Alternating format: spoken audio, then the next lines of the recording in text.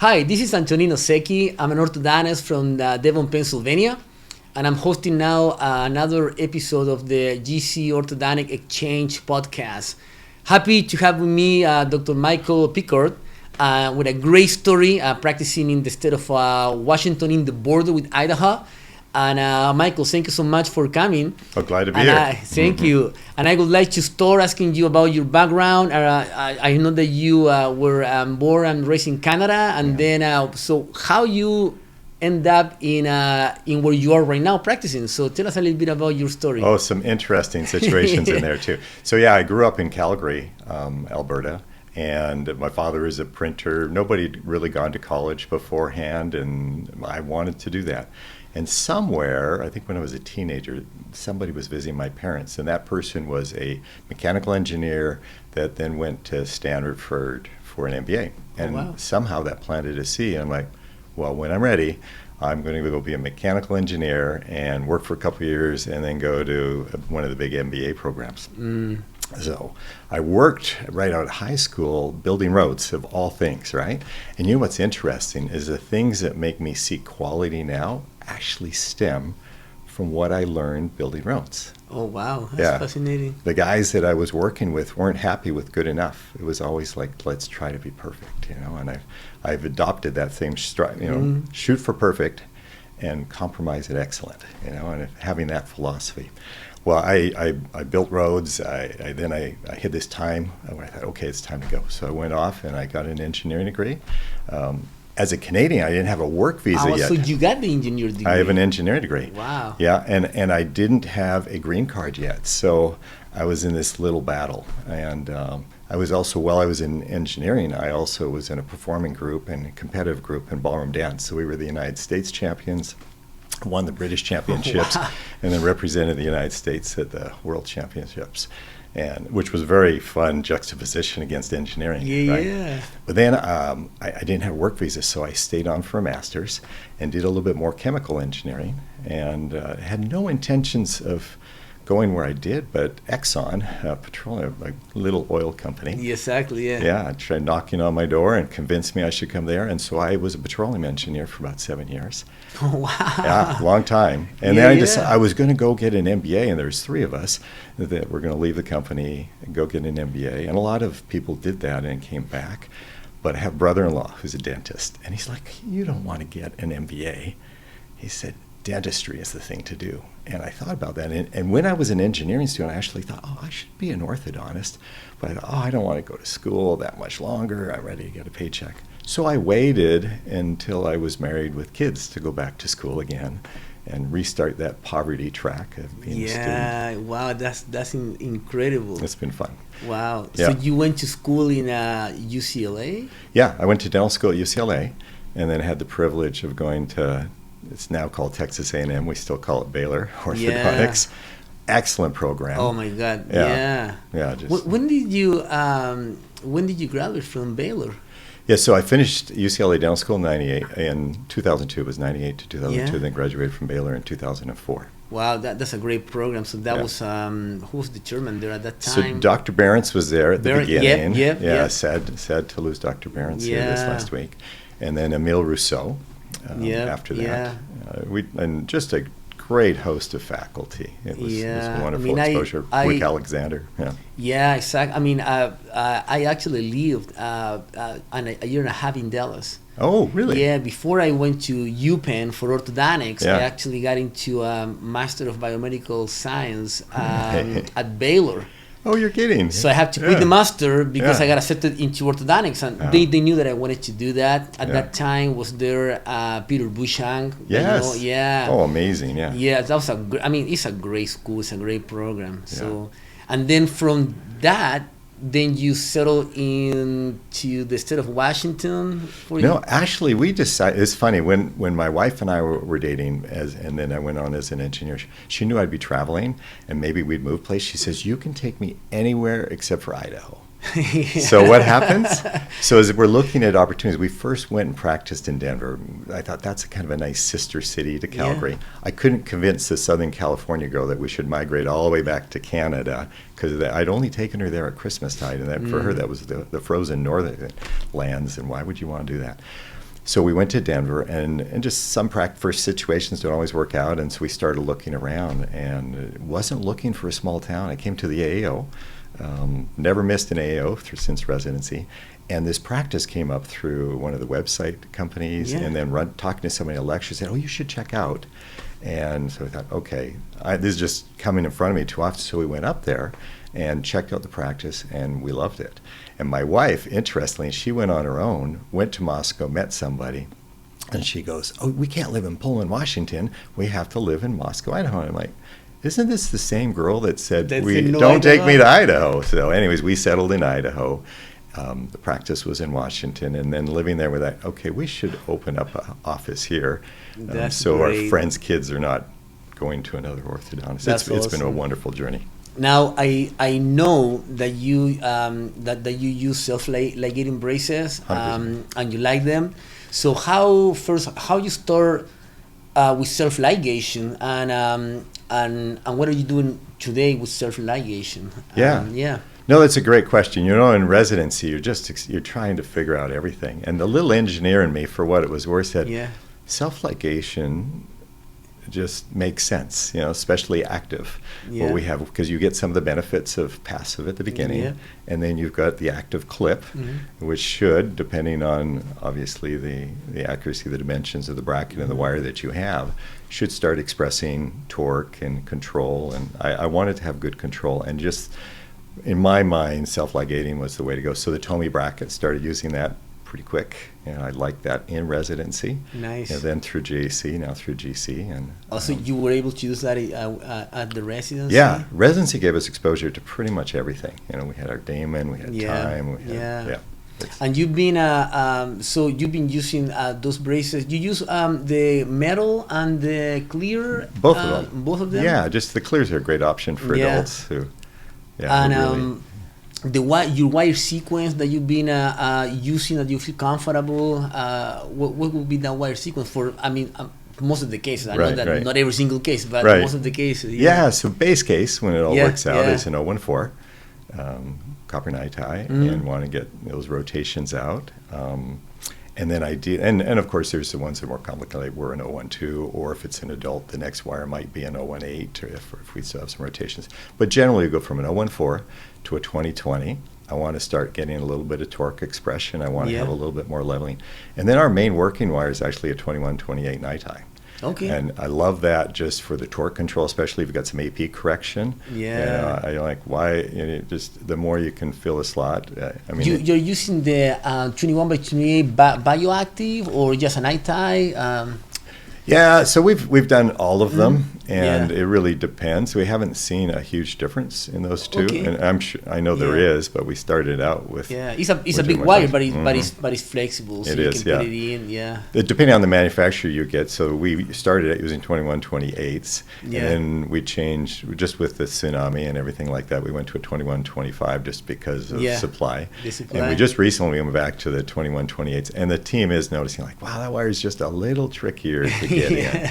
But it's so great for leveling. And then when you want to do something more advanced with TADs, I did some 018 systems, and you just had more side effects that you had to deal with. And so I love the 022 system with a larger arch wire and just have the control arch form. And do you do a lot of sliding mechanics sometimes for extraction cases, or if you do extraction, how you close the spaces? That's a great question.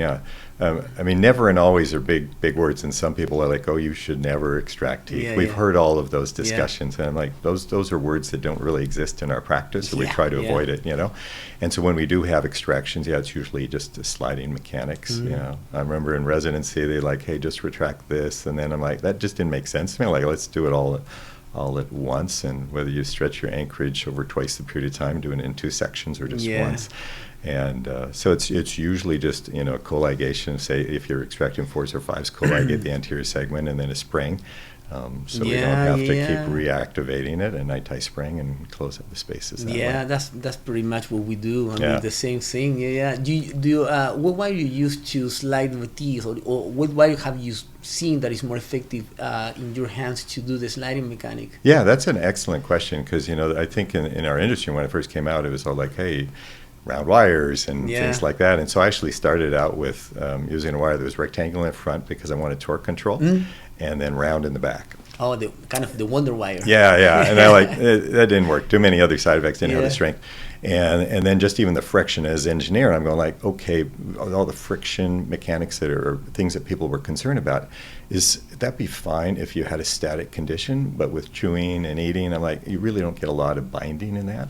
So we've actually experimented even just using 2125 steel, and we get great space closure. Haven't noticed it. Oh, wow. Yeah, and there's times if I don't have to worry about the torque control, or I actually want the teeth to come back, I might use a 1925 just to feel a little bit better about it. Yeah. But I haven't noticed a huge difference between the two. So it's either a 1925 or a 2125, depending on what I want to do with my interior torques. Yeah, that's really the same thing that I do. I mean, I typically find super easy, believe it or not. People don't believe that we can slide this on a 19 by 25. Oh, yeah.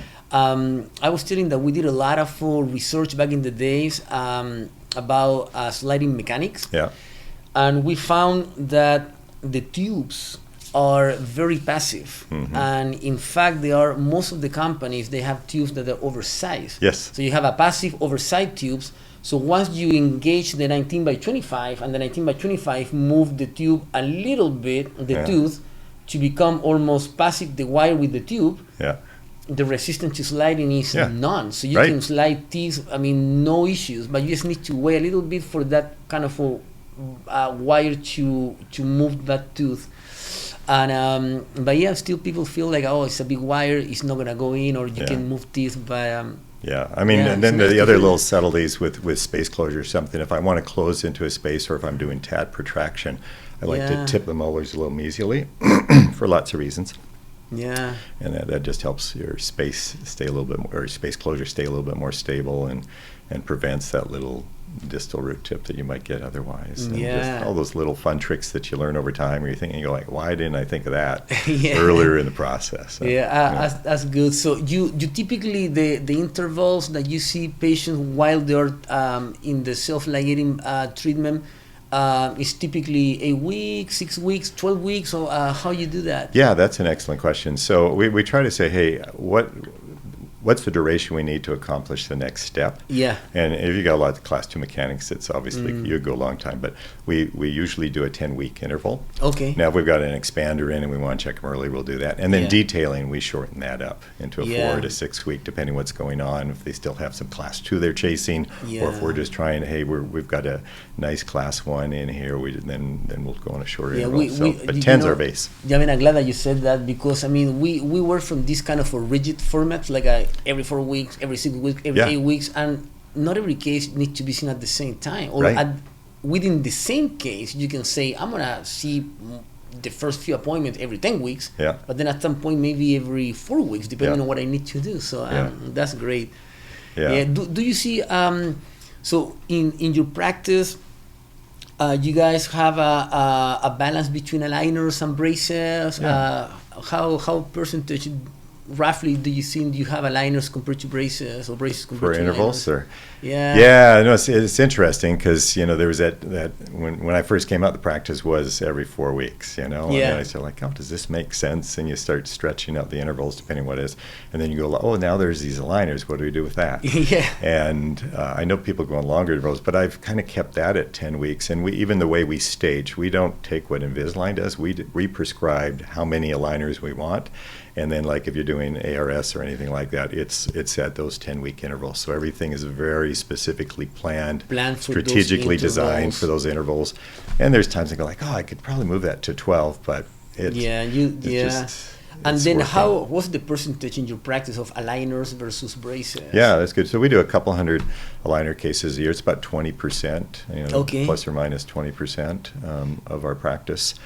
Yeah, so where we can, and then it took me a long time. I remember years ago, like, oh, you would not be a great aligner case, and people didn't do anything. And then I thought, well, what if I say, hey, how about if just give us a few months in braces to do the heavy lifting, then we'll switch over. Yeah. Or the people that have those crazy deep curves of speed, I'm like, how about aligners on the top, braces on the bottom? I think most people do that now, but back in the day, that wasn't a thing. The case. Yeah. And there's some movement that we all know is very hard with aligners. Like you mentioned, the deep curve speed. Sometimes brachycephalic patients, you can be there forever.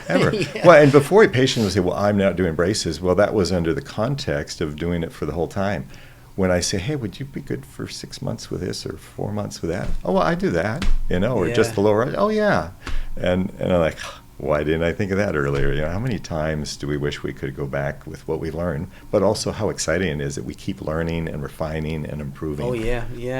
That's great. Now, with your engineering mindset, do you see anything that can be eventually improved, or you would like to have different in self-ligation or the wire technology? Yeah, that's an interesting comment in there. We get used to what we have, and sometimes we got to fix, this is the only wire to do this, and you learn afterward there's lots of different ways to get there, as long as you're focusing in on quality in that. So I think just making, keeping the consistency of the quality, the dimensions. We have all these things, it's a certain slot. You'd be happy with the quality of the clip? Yeah, I have been. I've had no complaints. You run into people say, the clip, have problems with the clip, and it's really user error.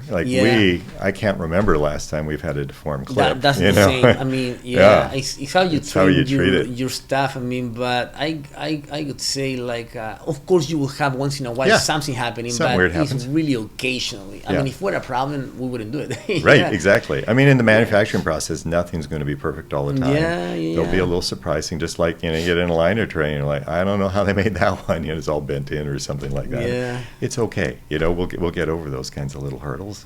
It's just such a good quality product. You start with self-ligation, as you said from the very beginning. You practice exactly the same thing, and you get so used to it that people ask me, what do you think about the twin bracket? Gosh, I haven't used traditional bracket in 2 decades. Right. I mean, to be very honest with you.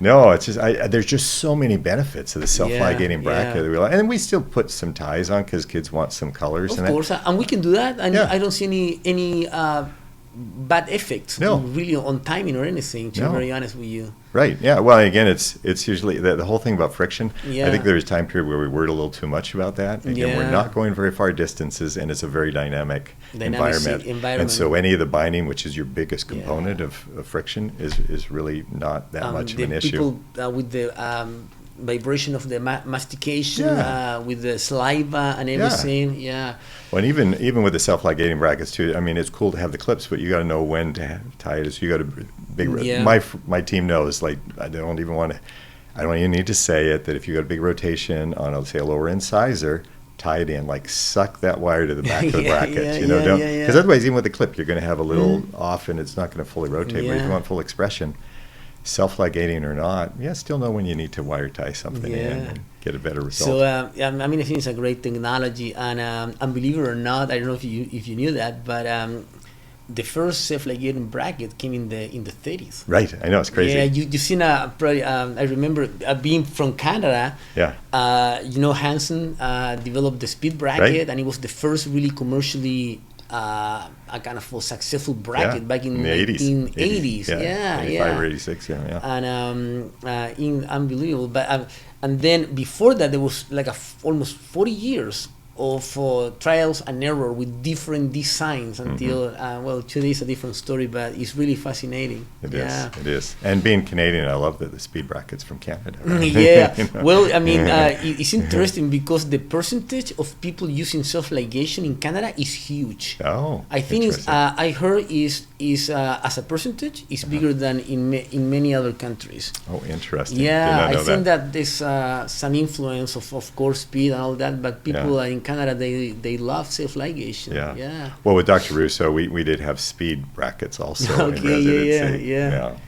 I love the bracket we have here, and so in residency, even though I didn't know much, I thought this is the bracket I will practice with. And the practice I went into actually had a time bracket, which we swapped out. Yeah. And we tried he was an 018, so I tried some 018. And I Wow, love the filling an 1825 into an 018. You get pretty good expression, but just again, having that 022 system gives you more. The time was available commercially, but it wasn't that successful. I mean, then kind of we phase out. Yeah, it's interesting. I forgot about that bracket. Yeah. I mean, so the experience has the advantage, I think, that it has the 4 wings. It's a pretty wide bracket compared to a singular bracket like the other ones that there were before. So has that advantage. I mean, it's more like a normal sort of for people twin bracket, but just with the very nice cleave. Yeah, I think we have much better success with rotational control and things like that. A lot of other self-ligating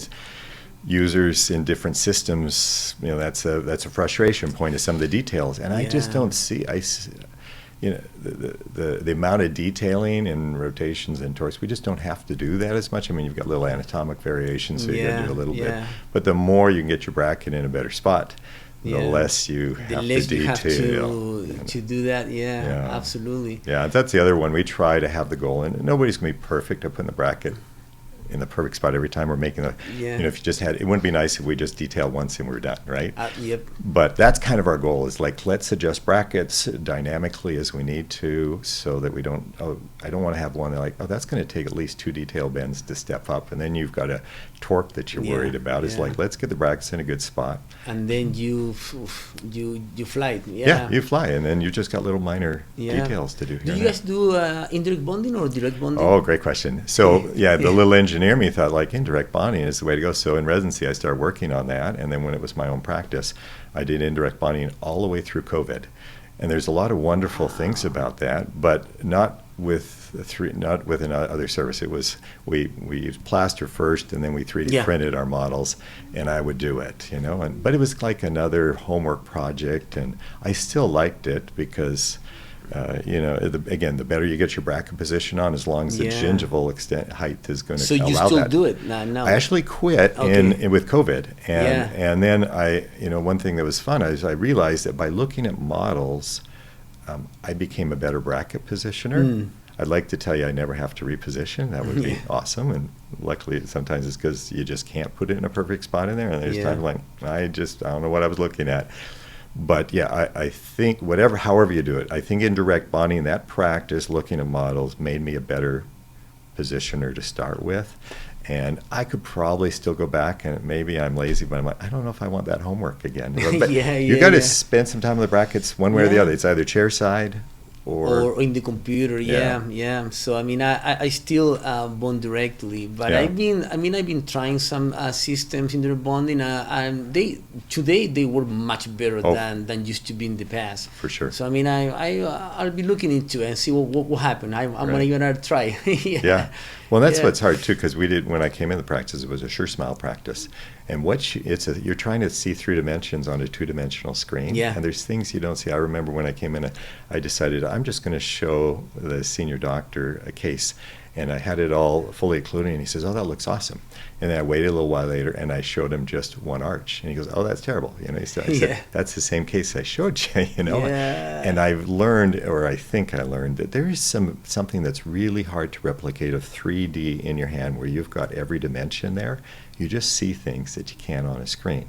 Now, with the integration of AI, and how does that help you to see the things you might not see on your own? It might be different, but you're right. I mean, we still have to feel and look in a different way. Rotating around. So you guys have 2 locations, or? If I was smart, I'd just have 1 location. Actually, when I bought the practice, I had 3 locations. I said, "What kind of fool wants more than 1 location? Let's just get one well-run one." And that's when I lived in Moscow. Went to a soccer football game, and I heard Mom say, "Hey, the dentist told me Johnny needs some braces." Like, "Well, you're going to go here or go over to Pullman?" They said, "I'm not going all the way to Pullman." So I told my wife, "I think we ought to set up something here in Moscow."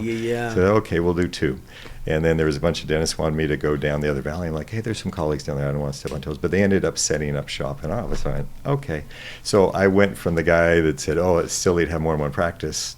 Like, who would want 2 or 3? And I have 3 locations. Oh, wow. 2 is very manageable. Only you or one orthodontist? No, I am privileged to have had some great part-time associates as I need them. And I've got an amazing partner right now. Nice. And in all the offices, you guys have the same system pretty much? Yep. Brackets and wires, so it's the same. Yeah, we tease, we have one office with long hallways.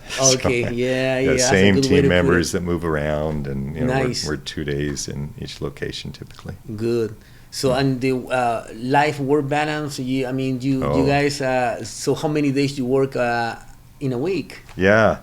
So we're one of the fools, I think, out there, because we are open 5 days a week in our offices, but we try as docs just to work 4 of those, and we have our team just work 4.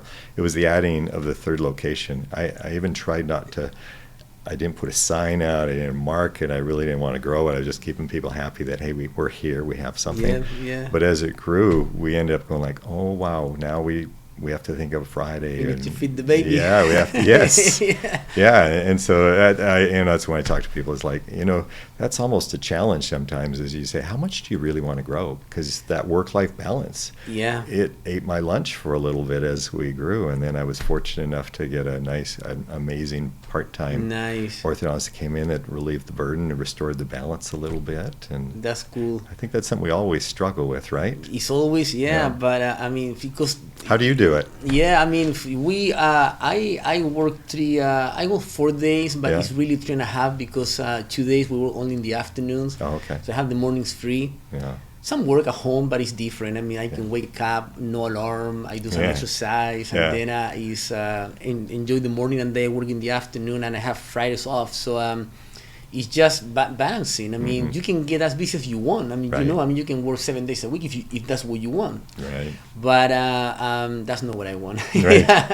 No, so I think that 3.5 days is a great way to go. Spend half a day what I call sharpening the saw day. Absolutely, yeah. So where you guys live is a nice community. Outdoor stuff. Yeah. So you do a lot of outdoor activities, or for sure. It's really a paradise. That not too many people know. It's a smaller town, so you don't have all the big shops, but we have enough. And with Amazon these days, you don't need to shop much. And we have 2 university towns, and that's been amazing. Like our kids, when they play sports, they go with the football team. Or I developed a reading program with one of the collegiate basketball teams. We'd take the players into the schools, and they would think they were superstars, and we'd bring the kids out at halftime to recognize their reading accomplishments. In fact, we got the Literacy Award in 2014 at NCAA tournament and that. I don't like, how would I do that in a big town? So you just get so integrated with the town, you feel like you're part of it and they're part of you, and so it's been an amazing place. And then you have all of the amenities around you. We've got some amazing rivers there for river rafting, or people want to fish. We've got the mountains, we've got skiing, we've got some Lake Coeur d'Alene it's beautiful. It's a paradise for lifestyle. Yeah. Do you fish or do any sport? I am not much of a fisherman yet. Maybe I need to. I have a hard time sitting still. And, like fly fishing is something I could maybe do a little bit, but I like more active stuff. Yeah. How about you? What kinds of things do you enjoy doing? My son is a big fisherman. Yeah. So I just kind of carry the equipment. 14-year-old, really, really into fishing. But I do mountain biking. Yeah. So I like to go to the mountains and enjoy the outdoors, and tennis too. I play tennis. That's pretty much, and just exercise at home. But I like to have my free time to relax, to sort of do other things. Well, and that's why I think the self-ligating system we have in developing a systemized process that you continue to refine that allows you to get high quality. I was talking to some residents, and I talked about fishing. She goes, does that just mean faster? I said, no. Job number 1 is amazing quality. Exactly. And then from there you refine. And faster doesn't just mean doing everything faster, but it means being efficient, like seeing that lower left forward is a little bit low, empower your team, pop off the bracket, reposition it. So it's supposed to be a wired change, but you come over like, hey, I put the lower left 4 back on because Yeah. a tip or a height or something. But what are those things that you can do efficiently that the self-ligating system complements and helps you to have Exactly. high quality, more efficient practice and more time at home too? Meaning that you can see the same number of patients, but you feel like you haven't done much. Yeah. You finish the day feeling good, Yeah. on time. Yes. So that's kind of what I see the value of efficiency. I mean, it doesn't have to be faster. It has to be just in a more relaxed way. So Yeah. I mean, and that's how I like. I don't like to at this point to have much more stress. So I want to get rid of the stress. So trying to everything that I do, trying to decrease the stress. Yeah. As much as I can. No, I mean, we're so blessed and fortunate in our profession. Yeah. To be able to do something that is so rewarding too. Like, do we have hard days and do you have that challenging patient or parent or something? Yeah, it happens once in a while, but in the right context, the pleasure that we derive from changing people's lives and interacting and developing these relationships with kids. I'm always sad when it's the last sibling and like, oh, I don't get to see you. I know those families that you get the fourth kid and then and we like parents to come in. So I love that because that's also, hey, come on, let's look together what's going on. And hey, Johnny, I call it, a review and mirror, and we're showing peaks and valleys or whatever it is so we can coach for greater success too. That's part of efficiency too, is engaging the team. You have time to engage. With the kids and the parents, and it's just, I feel so blessed to. I was going to be an engineer in that MBA. The MBA never happened, and I am so grateful for an amazing brother-in-law who made me think about dentistry. So that's great. So Michael, thank you very much. I mean, it was really a great conversation. I mean, thank you for coming, for having the time to sit down here and tell us your amazing story. And I hope success for you and your family. And I'm pretty sure we'll see each other again here or somewhere in the world. No, it sounds good. Well, I may not have a grandfather's doing, but I have a son who's applying for ortho right now. Oh, nice! Congrats! And my youngest is in meetings right now. He's getting ready to take the DAT in June, so we might have another generation. We'll see from there. Absolutely, that's what I hope too. My daughter is applying to dental school too. So I mean, out of the 5 kids, at least one. I mean, hopefully he's gonna be a dentist and maybe an orthodontist. Who knows? Right. Well, thank you for your time. Appreciate it. Thank you so much, Michael. It was a pleasure. Thank you. Likewise. Thank you.